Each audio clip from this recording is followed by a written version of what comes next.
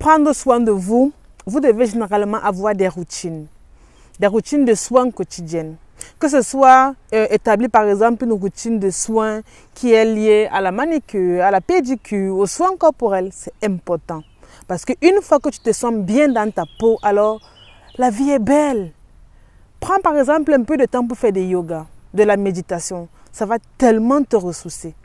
Tellement, je te jure, tellement te ressourcer. Il y a tellement de bienfaits à prendre soin de soi. Et surtout à avoir une routine quotidienne. Parce que lorsque tu as cette routine quotidienne-là, tu es beaucoup plus apte à suivre un processus, à atteindre des petites victoires qui vont en fait te permettre à réaliser un grand tout. Tellement, ne l'oublie pas. Pour prendre soin de toi, tu dois avoir des activités nourrissantes. Tu peux par exemple décider de t'engager dans des activités qui t'intéressent toi. Que ce soit le bénévolat, c'est très important. Parce que le simple fait de donner rend heureux. Tu vois? Ce n'est pas tout travail qui mérite un salaire. Je veux dire qui mérite un salaire financier. Non. Un travail peut être rentabilisé par la joie, par le bonheur, par la paix. Ne vous dites pas que tout, ça doit être seulement Non. Lorsque vous faites du bénévolat, ça vous apporte tellement de bien parce que vous voyez à quel point vous rendez les autres heureux. Vous voyez à quel point vous apportez de la valeur aux autres. C'est tellement magnifique, c'est superbe. Au-delà de ça, même vous pouvez décider de faire par exemple des randonnées. Vous pouvez par exemple décider de vous connecter avec la nature, de faire des activités grâce auxquelles vous serez tellement connecté avec vous. Parce qu'une fois que tu es suffisamment connecté avec toi-même, tu apprends davantage à te connaître, tu apprends davantage à connaître ce que tu peux supporter et ce que tu ne peux pas supporter. C'est aussi l'une des raisons pour lesquelles certaines personnes sont très malheureuses. Je vous jure, il y a certaines personnes qui sont très malheureuses parce qu'elles ne parviennent pas elles-mêmes dans leur propre vie à savoir ce qu'elles peuvent tolérer et ce qu'elles ne peuvent pas. Du fait que elles ne s'autorisent pas à passer suffisamment du temps avec elles-mêmes en considérant que la solitude est un défaut. Alors elles font tout pour se mettre dans du n'importe quoi, pour forcer les relations, pour poursuivre les gens, pour s'agripper comme ça aux gens, pour ne pas se sentir seul. Alors si prochainement ça t'arrive, n'oublie pas que c'est important de faire les activités que tu aimes. Si tu aimes faire du sport, alors va courir, va faire ton sport. Si tu aimes faire les courses, je ne t'encourage pas à aller dépenser ton argent, mais va faire même les lèches-vitrines. Ça va rincer tes yeux. Même les lèches-vitrines là sont bien aussi. Les lèches-vitrines sont très bien. Va même aussi les faire.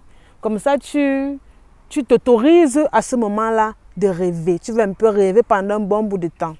C'est bien pour les neurones. Ça va te rendre un peu heureux, bien heureuse. Fais des activités avec lesquelles tu connectes tellement. Que tu connectes tellement, que ce soit là, l'écriture, je ne sais pas, peu importe ce que tu aimes tellement faire, mais surtout qui ne nuit pas aux besoins d'une autre personne, alors fais-le. Fais-le. Parce que ça va davantage t'inspirer. À travers cela, tu vas te sentir davantage créatif, authentique. Quoi de mieux? Quoi de mieux? Quoi d'idéal? Pour prendre soin de soi, tu dois avoir une pause de bien-être. Ouais. Les pauses de bien-être, ça existe. Ça existe. On ne dit pas pause de téléphone. Hein. Je ne parle pas de pause de téléphone. Les pauses de bien-être. Donc, par exemple, vous pouvez décider que durant votre journée comme ça, là, il y a un temps où vous n'êtes pas sur les réseaux, où vous ne faites rien. Vous êtes juste assis là ou bien juste couché là. Vous décidez d'aller où vos pensées vous amènent. Juste ça. C'est une pause de bien-être. Parce qu'on est tellement habitué à courir qu'on n'a pas le temps de s'asseoir et de réfléchir vraiment à soi, réfléchir vraiment à ses propres objectifs, à ses propres aspirations. En fait, on n'a pas vraiment le temps de ça. La pause de bien-être. Vous aussi, par exemple, dire, ok, va faire une marche de 15 minutes. Va juste marcher, peu importe où tu pars. En fait, marche seulement. Ça va te faire beaucoup de bien. Juste marcher. En fait, ça va te faire tellement de bien. Tellement. Tu vois que par exemple, lorsque tu as ta pause, tu restes seulement assise là. Toute la journée, tu es assise. C'est comme ça que tes os commencent comme ça à se dégrader, à perdre de leur substance. à perdre de calcium. Tu vois? Donc, quand tu as un peu de temps, tu vois, à ta pause, ne reste pas assise. Lève-toi même si c'est pour 5 minutes, c'est une pause de bien-être. Tu vas te rendre compte que ça va facilement te ressourcer lorsque tu es assise. Lorsque tu es assise, ton sang ne circule pas rapidement, alors que lorsque tu marches, tu oxygènes de la tête jusqu'aux pieds. Et à partir de ce moment-là, tu commences à mieux réfléchir parce que ton cerveau est oxygéné. J'espère qu'on se comprend. Pour prendre soin de toi, tu dois avoir une alimentation bien équilibrée. Je ne te demande pas de manger que les aliments industrialisés, que les fritures, que les chocolats, le sucre. Tu sais, tu peux aussi manger ta nourriture préférée, mais en diminuant la quantité. Si tu vas sur ma chaîne, tu vas te rendre compte qu'à chaque fois que je mange, pas à chaque fois, mais généralement quand je mange, je filme pour vous montrer ce que je mange, comment je me nourris et pour vous montrer comment je mastique les aliments. Je prends le temps, c'est important. On m'a déjà dit un jour que je mange comme la fourmi. Ouais, que je mange comme la fourmi. Que, tu sais, attendez, il faut que je boive un peu d'eau. Merde.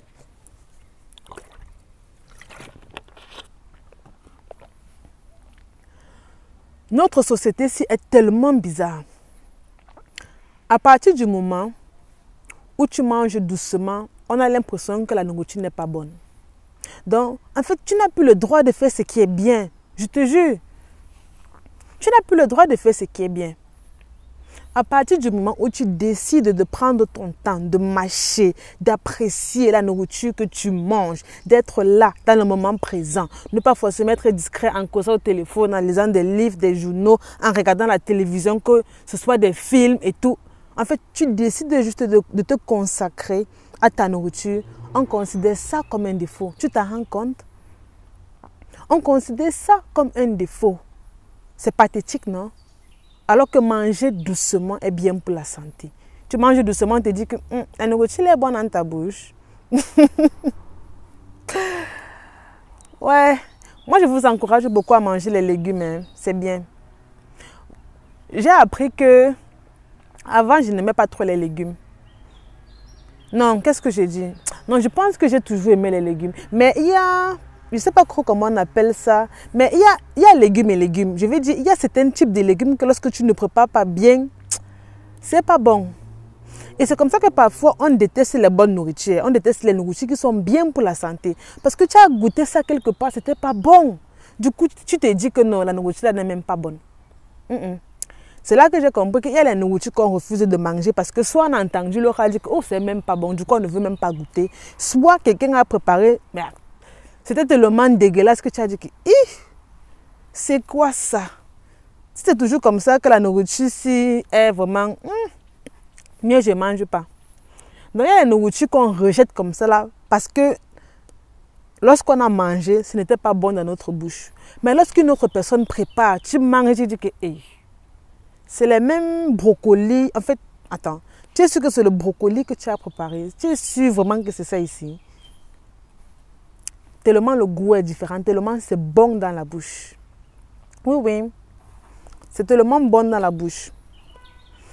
Donc, ce que je vous exhorte aussi à avoir un bon sommeil, tu vois, à la place d'être sur les réseaux d'or. Tu vois. Si par exemple, tu n'es pas en train de travailler sur tes projets de vie et tout, tu as envie de te réveiller tôt le matin, travailler sur tes projets personnels avant d'aller au travail. Dans ce sens-là, je t'encourage même à ne pas trop dormir. Tu vois, lorsque tu seras dans tes vieux jours, tu auras le temps de dormir comme tu voudras parce que tu auras déjà bâti ta richesse, bâti ton patrimoine. Mais si c'est que tu ne dors pas la nuit parce que tu es sur les réseaux ou bien tu vois des trucs qui sont inutiles à ton développement, qui sont inutiles, en fait, des choses qui ne t'aident même pas à atteindre tes objectifs de vie. Si c'est ça que tu vois, dors. Parce que quand je dis parfois aux gens que, il y a parfois des gens qui me disent que bon, c'est comme ça que dernièrement je causais avec, je vous donne un exemple précis, concis et clair. Comme ça vous allez mieux comprendre. Je causais avec une dame, j'ai travaillé avec elle pendant une semaine. En fait, elle m'avait contacté par mail comme d'habitude, on avait établi un plan et tout. Et on avait travaillé. Elle a dit que son problème, c'est que chaque matin, elle était toujours épuisée, elle ne sait pas pourquoi. Et vu que les matins, elle était toujours épuisée, du coup, durant la journée, elle n'était pas productive. je lui ai donc demandé les causes. Pourquoi est-ce qu'elle n'arrive pas à dormir? Pourquoi elle se sent toujours fatiguée et tout? Lorsqu'elle a un peu essayé de me donner sa routine, j'ai dit que, ah, mais là, il y a un problème. Mais là, il y a un problème. En fait, elle ne dormait pas tôt. Pourquoi elle ne dormait pas tôt? Hey, elle devait laisser les séries télévisées à qui? Elle devait laisser Facebook à qui? Le Japap. Le Japap, vous connaissez, non? Le Japap, elle devait laisser ça à qui? Personne. Il fallait qu'elle voie ça automatiquement la nuit avant de dormir. Bon, lorsque je lui ai donc demandé que, bon, ça t'apporte quoi de regarder ça le soir avant de dormir? Elle dit que, ouh, tellement de bonheur, de plaisir. En fait, lorsqu'elle voit ça, elle se sent bien. Je dis que, ok, ça me fait tellement plaisir que lorsque tu vois ça, tu te sens bien. Heureusement, tu as minimum trouvé une activité que lorsque tu fais, tu es à l'aise à l'intérieur et ça me plaît. Mais ma question, c'est, dans quelle mesure est-ce que cela t'aide à atteindre tes objectifs de vie? Elle réfléchit, elle réfléchit, elle réfléchit. Elle dit, ah, j'avais même jamais pensé à ça. J'ai dit que bon, en fait, tu m'as fait comprendre que tu aimes tellement regarder, tu pars un peu sur Facebook, tu regardes, tu pars sur YouTube, tu regardes les shorts, bien les vidéos et tout, bien tu pars, après tu repars sur TikTok, Instagram. En fait, tu fais un peu le tour des réseaux, c'est ce que tu m'as expliqué. Elle dit oui, j'ai dit bon, ok, dans quelle mesure est-ce que cela te permet d'atteindre tes objectifs de vie? Elle dit que, Annie bien réfléchi, je pense pas que ça m'aide tellement. En fait, elle doutait d'abord de sa réponse. Elle dit que ah, je pense même pas. J'ai dit que bon, tu ne penses pas ou bien ça ne t'apporte rien. Parce que c'est deux choses bien différentes. Je lui ai demandé, tu ne penses pas que ça t'apporte quelque chose de bien ou bien ça ne t'apporte rien? Elle dit que ça ne m'apporte rien. J'ai dit que ok. J'ai dit que bon, est-ce que tu as des objectifs de vie? Elle dit oui. Je dis que c'est quoi tes objectifs de vie? Elle dit qu'elle veut être une femme entrepreneuse. Bref, elle a commencé à m'expliquer un peu le domaine dans lequel elle veut exercer et tout et tout. Je dis que bon, est-ce que tu penses que le fait que tu passes ton temps à regarder le Japon, à voir s'il y a les guerres dans les pays, les confrontations, les problèmes sur les réseaux, les problèmes entre les stars et tout, bon, à quel moment est-ce que cela t'aide toi à bâtir ton avenir? Elle dit rien. C'est comme ça donc qu'on a, après avoir causé, après que j'ai un peu mieux, on va dire comment, quand j'ai un peu mieux cerné sa situation, bien évidemment, comme d'habitude, on a établi un programme d'une semaine. Donc, le but, c'était que, parce qu'elle rentrait du travail vers 18h, elle vit seule, célibataire, n'est pas mariée. Elle rentrait du travail au plus tard à 18h. Elle travaille déjà, elle est ingénieure. Elle rentre du travail au plus tard à 18h parce qu'elle finit vers 17h par là. Bref, parfois 16h, mais on va dire 18h au plus tard, elle est à la maison. Tu vois? Elle est à la maison au plus tard à 18h. Donc, on a dit que bon, elle est à la maison à 18h. Elle a le temps de se débarbouiller, de manger et tout. Bon, ça veut dire que, parce que généralement, lorsqu'elle rentre, en fait, sa distraction majeure sur le téléphone jusqu'à ce qu'elle dorme à 1-2 heures. Je vous à 1-2 heures. De 18h, elle est sur le téléphone de 1 à 2 heures. Elle doit se réveiller à 6 heures. Et chaque jour, elle se plaint qu'elle ne dort pas bien. Et c'est comme ça qu'arrive au boulot, elle a l'impression que ce sont ses collègues le problème. Alors que c'est elle le problème. C'est elle le véritable problème. En fait, elle, je vais dire comment, elle sous-estime tellement ça. Alors que c'est elle le véritable problème. Arrivé au boulot, elle dit que ses collègues sont tout le temps de mauvaise humeur. Je ne sais pas, ils font bizarre. C'est quoi? On dirait qu'ils n'aiment pas le boulot. Alors que lorsqu'elle m'a expliqué la situation, j'ai compris que c'est elle qui était tout le temps de mauvaise humeur. Vous voyez? Parce que lorsque, par exemple, toi, tu es tout le temps de mauvaise humeur et que les gens autour de toi sont heureux, tu as l'impression qu'ils te détestent. Tu as l'impression qu'eux, ils n'ont pas le droit de rire, ils n'ont pas le droit d'être heureux parce que toi, tu es de mauvaise humeur. Parce que tu as dormi la nuit à 2 heures. Tu étais en train de regarder le Japon, les trucs sur la réseau. Bref, je comprends que ça te fait plaisir, mais au-delà de ça, ça t'apporte quoi? Rien. Heureusement, c'est elle-même qui a dit rien. Donc, du coup, on a commencé à travailler. Bref, comme j'ai dit, j'ai cerné sa situation. On a commencé à travailler. On a commencé à travailler lundi. Donc, bref, comme d'habitude, c'était 4 appels. L'appel, c'était lundi, mercredi, vendredi, samedi. Ah, waouh, en faisant comme ça, j'ai ressenti... attends. Bon, ça ne fait plus. Je ne sais pas ce qui s'était d'abord passé. Ouf. Du coup, on a travaillé lundi, mercredi, vendredi, dimanche. Voilà. Je pense que j'ai d'abord dit samedi, je voulais dire dimanche. Lundi, mercredi, vendredi, dimanche. Parce qu'il faut toujours un certain intervalle, quoi. Comme ça, le suivi est mieux adapté. Lorsqu'on a travaillé, on avait prévu qu'elle devait dormir au plus tard à 23 heures. Au plus tard à 23 heures. Et que dorénavant, lorsqu'elle devait rentrer chez elle, elle devait se reposer, faire ce qu'elle veut faire, mais avant de dormir, travailler minimum sur ses projets 1 heure, minimum. Si elle n'a même rien fait, elle devait travailler 1 heure de temps. 1 heure. Juste 1 heure.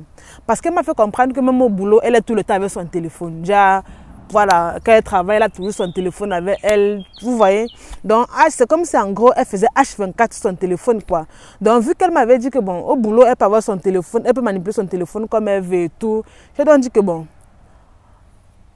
à la place de travailler sur ton projet lorsque tu rentres le soir, minimum 1 heure de temps, tu vas travailler minimum 2 heures. Soit tu vas décider de travailler sur ton projet quand tu vas rentrer le soir, ou bien tu vas décider de te réveiller le lendemain beaucoup plus tôt pour travailler. Comme ça, tu auras la mémoire bien fraîche avant d'aller au boulot. Et pour te lever le matin, travailler avant d'aller au boulot, il faut que tu dormes tôt pour pouvoir aussi te lever tôt. On était bien d'accord. On était très bien d'accord là-dessus. Lundi, elle rentre du boulot, elle commence à s'ennuyer. Pourtant, on avait bien établi ce sur quoi elle devait travailler. Lundi, bref, je vous raconte ce qu'elle m'a dit lundi soir. Lundi soir, elle dit que lorsqu'elle est rentrée du boulot, elle s'est ennuyée. Elle a dit que bon, aujourd'hui c'est le dernier jour qu'elle manipule encore un peu son téléphone comme elle veut aujourd'hui. Et après, elle va commencer à suivre le programme comme on a planifié. Je lui ai dit que non, en fait, tu ne le fais pas pour moi. Hein. En fait, ne pense pas que tu le fais pour moi. En fait, de base, je t'aide. Je ne sais pas si on se comprend. De base, je t'aide parce que tu suis mon contenu. Tu m'as contacté parce que tu avais une problématique. Et vu que tu es venu sur ma chaîne, ça veut dire que tu me faisais confiance. Ça veut dire que tu recherchais une certaine valeur. Alors, je me sens obligée de t'aider. Tu vois, je me sens obligée de t'aider parce que c'est normal. En fait, je veux dire, ton temps est tellement précieux que si c'est que tu viens sur ma chaîne, c'est parce que tu recherches quelque chose d'extraordinaire, de nouveau. Je ne sais pas comment dire ça, mais tu veux avoir un truc de nouveau sur la main. Pas vraiment du déjà entendu. Je ne sais pas si on se comprend. Donc, c'est ce que je lui ai dit. Elle dit que non, en fait, qu'elle avait vraiment prévu, quand en fait qu'elle est rentrée du boulot, elle voulait en fait vraiment faire autre chose, mais elle a commencé à s'ennuyer. Elle dit que c'est brutal, hein. Que j'ai rentré du boulot, moi j'étais habituée que à partir du moment où je me suis à laver, là j'ai mon téléphone entre mes mains. Et du coup, le simple fait que je devais changer tout, c'était un peu dur. En fait, après lui avoir fait comprendre que ce qu'elle fait, ce n'est pas pour moi, c'est pour elle, c'est pour son bien-être. Je veux juste qu'elle puisse avoir conscience de sa vie, de ce qu'elle veut atteindre. Je veux qu'elle ait conscience de sa vie, des objectifs sur lesquels elle travaille et ses aspirations. Je veux juste qu'elle croie en ça et qu'elle s'y donne, qu'elle se sacrifie pour les atteindre. Bon, lorsque je lui ai fait comprendre, elle dit que bon, que non, elle va essayer. J'ai dit que non, avec moi, on n'essaye pas. Avec moi, on fait de son mieux. Tu vois, parce que je t'accorde de mon temps. Tu vois, et mon but, ce n'est pas que je manque quoi faire de mon temps. Je considère juste que je dois t'aider, je dois t'apporter de la valeur que tu mérites. Tu es une personne extraordinaire, tu veux avancer, tu veux évoluer. Le fait que tu m'aies contacté, que tu aies eu minimum l'idée d'avancer est une très bonne chose. Et je veux t'encourager dans ce sens-là. Moi, je travaille uniquement avec des gens qui ont conscience de ce qu'elles veulent atteindre. Pas des gens qui vont venir me blaguer, pas des gens qui vont venir dire que bon, on fait après au milieu du truc, on dit que j'arrête. Non, avec moi, on ne sait pas. Il n'y a pas d'essai avec moi. Tu fais de ton mieux. Tu fais autant que tu peux. Avec moi, c'est comme ça. Si de base, tu ne peux pas me garantir que tu vas faire de ton mieux, alors je suis désolée. En fait, c'est moi qui t'aide. Mais là, à ce moment-là, je t'ai dit clairement que je ne peux pas travailler avec toi. Je suis capable de te conseiller certaines personnes qui font aussi dans le même domaine que moi. Je te conseille d'aller travailler avec ces personnes-là parce qu'avec moi, ce n'est pas possible. Soit tu fais de ton mieux, soit on ne travaille pas ensemble. C'est comme ça avec moi. Après, il me dit que, comment ça, je peux la recommander de travailler avec une autre personne? J'ai dit que oui, je vais bien t'aider, mais je ne veux pas t'aider et perdre de mon temps. En fait, je ne veux pas que toi et moi, je ne veux pas que chacun perde de son temps. Je veux que le temps que l'on travaille ensemble soit un temps précieux. Tu vois, je veux que ce soit un temps précieux, que ce soit un temps rentabilisé. De la même façon que je ne veux pas que tu perdes ton temps, c'est de la même façon-là que je ne veux pas perdre de mon temps. Alors, si c'est que tu veux perdre ton temps, si tu veux juste essayer, je te recommande des partenaires de travail avec qui tu peux travailler, ou bien des youtubeurs comme ça que je connais en passant, tu vois. Je te recommande d'aller travailler avec eux. Si tu veux, il n'y a pas de problème. Mais avec moi, malheureusement, ce n'est pas possible. Elle a dit que ok, elle a compris, qu'elle fera de son mieux. J'ai dit que super. Mardi, bref, parce qu'on communique 4 fois la semaine, on a communiqué lundi, mercredi arriva. Mercredi, elle m'a dit que bon, que mardi, lorsqu'elle est rentrée à la maison à 18 h. À 19 h ou plus tard, elle s'était déjà lavée, elle avait déjà mangé. Elle allait sur les réseaux maximum 1 heure de temps. Il était déjà 20 h lorsqu'elle allait. Bref, elle allait sur les réseaux jusqu'à 20 h. Et elle a travaillé sur ses projets de 20 h à 22 h. Et elle s'est sentie tellement productive. Et le lendemain, lorsqu'elle s'est réveillée, elle était tellement de bonne humeur. Arrivée au travail mercredi, ses collègues lui ont demandé mais pourquoi tu es tellement heureuse comme ça? Qu'est-ce qui s'est passé dans ta vie? Du jour au lendemain, tu arrives au travail, tu souris. En fait, on sent comment les choses ont changé dans ta vie. Qu'est-ce qui s'est passé et tout. Elle dit que, qu'est-ce qui s'est passé comment? En fait, qu'est-ce qui devait se passer? Ma vie est toujours comme elle est. Ses collègues disent que non. Il y a un truc qui s'est passé dans ta vie, il faut nous dire. Elle dit que rien ne s'est passé. En fait, après, ses collègues demandent que bon, tu as donc fait quoi hier? Qu'est-ce qui te rend heureux? C'est quoi? Qu'est-ce que c'est? En fait, tu vois, lorsque tu arrives au boulot, tu as un autre mood. Tu vois, imagine, durant des années, bien durant des mois, tu venais toujours le matin avec la mine froissée. Subitement, un jour, tu arrives en étant, tu fredonnes, tu marches, tu fredonnes. Ses collègues disent que, aïe! C'est comme ça que sa collègue demande que, tu as seulement fait quoi hier nuit pour que ce matin tu arrives, ou bien tu as fait quoi ce matin pour que tu arrives, tu sois rayonnante et tout. Elle dit que, j'ai fait quoi? Je suis rentrée hier, j'ai mangé, je me suis lavée, j'ai mangé, j'étais sur les réseaux. Après, j'ai un peu travaillé sur mes projets. C'était tout. Ce collègue dit que c'est seulement ça. Elle dit oui. Elle dit que, et tu as fait quoi ce matin? Elle dit que, non. Comme hier, j'ai dormi vers 22 h, 22 h 30. Je me suis réveillée ce matin à 6 h. Donc, en fait, j'ai rattrapé mon sommeil depuis beaucoup de temps. Sa collègue dit que, c'est forcément parce que tu as tellement bien dormi. Parce que, habituellement, quand tu arrives, maman peut te dire même souvent bonjour, on a seulement peur. Hein. Après, elle dit même que, bon. En fait, c'est à ce moment-là qu'elle constate que, donc elle arrivait tellement de mauvaise humeur comme ça au travail.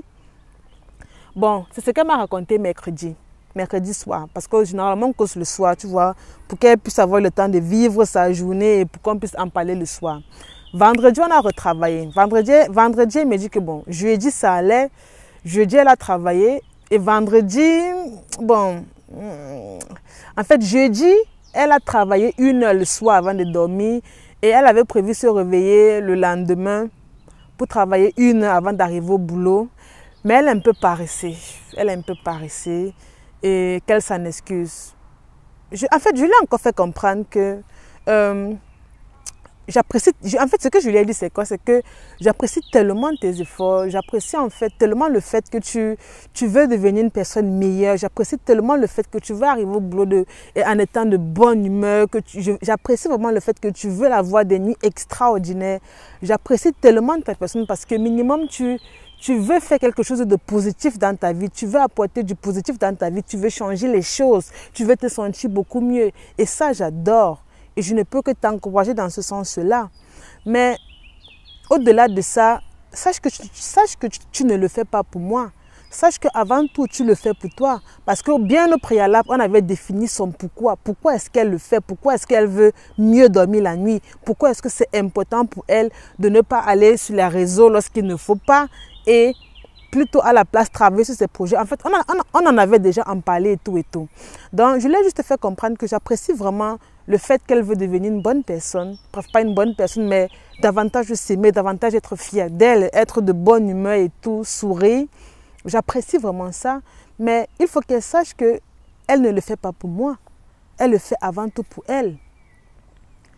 Après, parce que quand je lui ai dit ça, elle s'est sentie un peu vexée.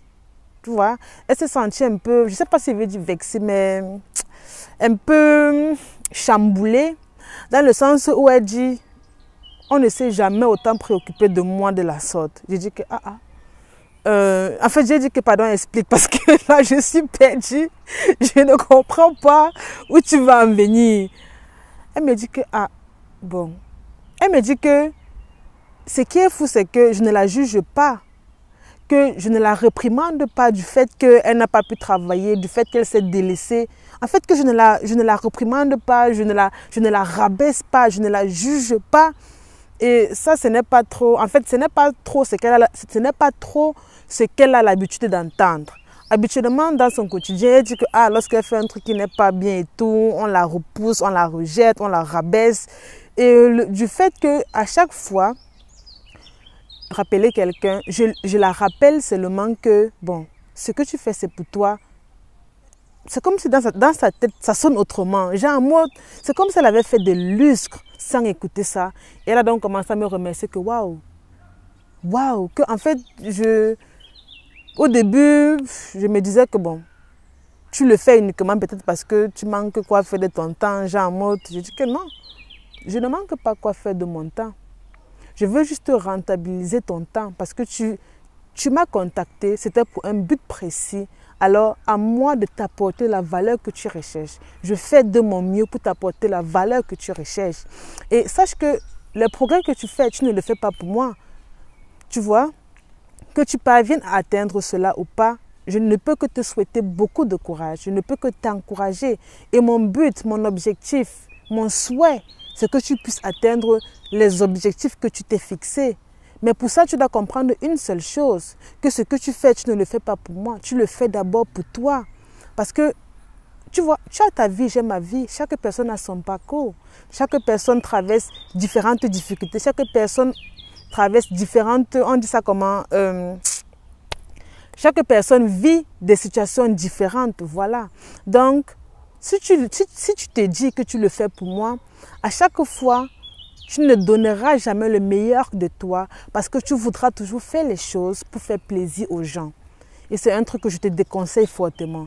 À partir d'aujourd'hui, je sais que tu as été habitué à agir pour faire plaisir aux autres, agir pour ne pas être jugé parce que dans ton quotidien, on te rabaissait tellement, on te prouvait à quel point tu n'étais pas extraordinaire et tout. Et je ne suis pas là, en fait, ce n'est pas mon but. Mon but, ce n'est pas de te rabaisser. Mon but est de te redonner confiance en toi, que tu puisses à nouveau croire que c'est possible, que tu en es capable, qu'il ne se fait pas trop tard. Et lorsqu'on a fini d'en parler, bref, à la fin, elle m'a remercié et tout. Et samedi, on n'a pas téléphoné, bien sûr, on a retéléphoné dimanche. Elle m'a dit que bon, samedi s'est bien passé et qu'avec les conseils que je lui ai donnés, elle est tellement convaincue qu'elle va enfin prendre sa vie en main, arrêter de se focaliser sur ce que les autres vont penser d'elle et être juste fière d'elle. Et après, je lui ai dit, le dernier exercice que je t'offre est de te placer devant ton miroir et de te demander pardon, tu vois. Ou bien, si tu ne veux même pas te placer devant ton miroir, prends une feuille, prends un stylo, assieds-toi, éloigne-toi de toutes les distractions possibles, de tous les bruits possibles. Mets-toi juste à écrire. Mets-toi juste à écrire. Tu ne t'imagineras pas peut-être le nombre de pages que tu écriras, mais mets-toi juste à écrire. Dis-toi que tu te pardonnes, tu vois. Dans tout ce que tu veux écrire, tu te demandes pardon à toi. Peu importe le domaine ou bien l'aspect dans lequel tu as dû t'offenser, peu importe. Tu peux par exemple écrire « Je me pardonne parce que toutes ces années, je me suis rejetée. Je me pardonne parce que toutes ces années, j'ai cru en l'autre. Je n'ai pas osé être moi. J'ai toujours fait passer les autres avant moi. J'ai toujours passé des journées désagréables à cause de moi. » En fait, lorsque tu écris cette lettre-là, tu écris une lettre à toi-même, une lettre d'excuse. Et lorsque tu vas écrire cette lettre-là, tu ne rejettes la faute sur personne. toute la faute doit retomber sur toi. Parce que lorsque la faute retombe sur toi, tu endosses cette responsabilité-là. Et à ce moment-là, tu es plus conscient des progrès que tu dois faire. Et c'est comme ça que notre séance s'est terminée. Et de temps à autre, elle m'envoie comme ça ses retours. Elle me dit merci, que waouh, que depuis elle a avancé. Aujourd'hui, elle a pu travailler 1 heure. Cette semaine, elle a pu travailler 4 heures, 5 heures, 6 heures. En fait, ça me rend juste fière. Je suis juste fière de savoir que waouh, elle est avancée. Donc, c'était l'objet de cette vidéo. Surtout, n'hésitez pas de vous abonner, de prendre soin de vous, de rester positif. Hein. C'est important. C'est important, les amis. C'est important de rester positif. Restez positif et soyez toujours heureux. Toujours heureux. Je vous le souhaite, toujours et toujours.